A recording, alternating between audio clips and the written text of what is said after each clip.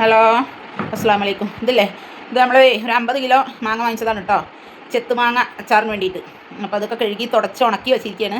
പിന്നെ ഇത് ചെത്തി എടുക്കണം. നമ്മൾ ചെത്ത് മാങ്ങയ്ക്ക് ഈ പരുവത്തിലാണ് കട്ട് ചെയ്യണത് കേട്ടോ. അങ്ങനെ കംപ്ലീറ്റ് കട്ട് ചെയ്തെടുക്കട്ടെ.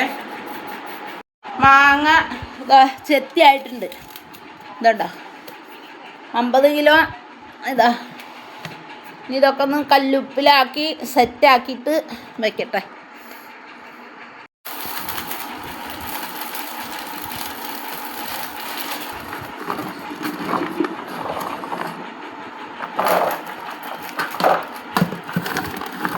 ഇത് ഒരു മാസമൊന്നും വയ്ക്കാനല്ല കേട്ടോ, പെട്ടെന്ന് എടുക്കാനാണ്. പ്ലാസ്റ്റിക്കിൽ തന്നെ ഇട്ട് വയ്ക്കണമെന്ന് ആർക്കും തോന്നണ്ടാവും. നമ്മളിതൊന്ന് മാറ്റും. ഇതാ കംപ്ലീറ്റ് ആയിട്ടുണ്ട് കേട്ടോ. 50 കിലോ മാങ്ങ നമുക്ക് ചെത്തി കിട്ടിയത് ഇത്രയാണ്. ഇനി ഒരു 2-3-4-5 കിലോനും കൂടി ചെത്താണ്ട്.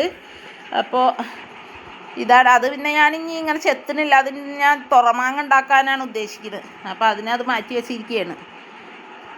അപ്പോഴേ ഇത് ക്ലിയർ ആയിട്ടുണ്ട്. ഇനിയിപ്പോൾ നമ്മളൊരു 2-3 ദിവസം ഇങ്ങനെ വെക്കുള്ളൂ. കുറച്ച് ദിവസം 2-3 ദിവസം വെച്ച് കഴിഞ്ഞിട്ട് വേണം നമുക്കത് കൂട്ടി വെക്കണം. പിന്നെന്താ, പിന്നെ നമ്മുടെ ബീഫ് അച്ചാർ ഞാൻ പറഞ്ഞില്ലേ കൊടുത്തിരുന്നു എന്നുള്ളത്, അതിൽ നിന്ന് നമുക്ക് നല്ല റിസൾട്ട് പറഞ്ഞാൽ നല്ല റിസൾട്ടാണ് തന്നത്. നമ്മുടെ സാധനം നല്ല അച്ചാർ, നല്ല ടേസ്റ്റ് ഉണ്ടായിരുന്നു. അപ്പോൾ ഇനി വേണം എന്ന് പറഞ്ഞിട്ടുണ്ട്. അപ്പോൾ അത് ഭയങ്കരമായിട്ട് എനിക്ക് നല്ല സന്തോഷമുള്ളൊരു കാര്യമായിരുന്നത്. കാരണം എന്താ പറഞ്ഞാൽ നമുക്ക് അങ്ങനെ ഒരു നല്ല അഭിപ്രായം കേൾക്കുമ്പോഴല്ലേ നമുക്ക് ഇതുകൊണ്ട് മുന്നോട്ട് പോകാനുള്ള താല്പര്യം കൂടുതലാവുക. അപ്പോൾ ഇന്നത്തെ വീഡിയോ ഇത്രയേ ഉള്ളൂ. എല്ലാവരും നമ്മുടെ ചാനലൊന്ന് കാണുക, സബ് ചെയ്യുക. വീണ്ടും വീണ്ടും സബ് ചെയ്യാൻ പറയുന്നത് എന്തുകൊണ്ടാണെന്ന് വെച്ചാൽ നമുക്ക് സബ് കുറവാണ്. അപ്പോൾ നിങ്ങൾക്ക് ഇഷ്ടപ്പെടുകയാണെങ്കിൽ ഒന്ന് സബ് ചെയ്ത് നമ്മളെയൊന്ന് മുന്നോട്ട് കൊണ്ടുവരാൻ വേണ്ടി ഒന്ന് ഹെൽപ്പ് ചെയ്യുക.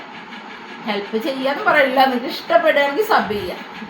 അപ്പോൾ ഇന്നത്തെ വീഡിയോ അത്രയേ ഉള്ളൂ. അസ്സലാമു അലൈക്കും.